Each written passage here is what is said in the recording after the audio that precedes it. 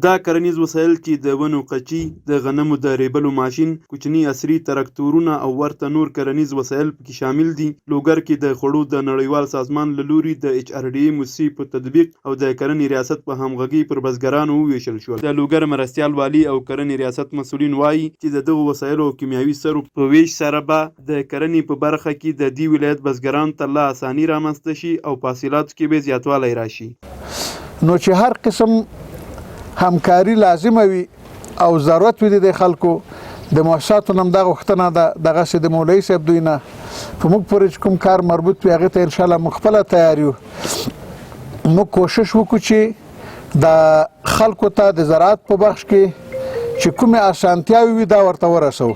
نو دغه اسباب وسایل چې دلته تاسې وینئ همدغه رقم د موږ ترویج مدیریت لاندې مدیریت کې هلته څه نور اسباب دي دهقانانو د باغدارانو لپاره دي. دغه اسباب دلته چې کوم دا د HRDA موسسې په توسط د WFP په همکاري دغو مالي لګښت باندې د دهقانانو لپاره ترتیب شوي. بل پلو د لوګر ولایت بزګران او بڼوال د کرنې ریاست او یا د موسسې له دغو مرستو څخه خوښ او منندوی دي او هیله لري چې په راتلونکي کې هم د کرنې په برخه کې ورته مرستې ورسره وشي. دا ډېر کفایت کوي. زموږ عمل خو ډېر ضعیفه ده، ډېر کمزوری ده، وسایل نه لري، جنګونه زښت ډېر سوي دي په دې وطن کې.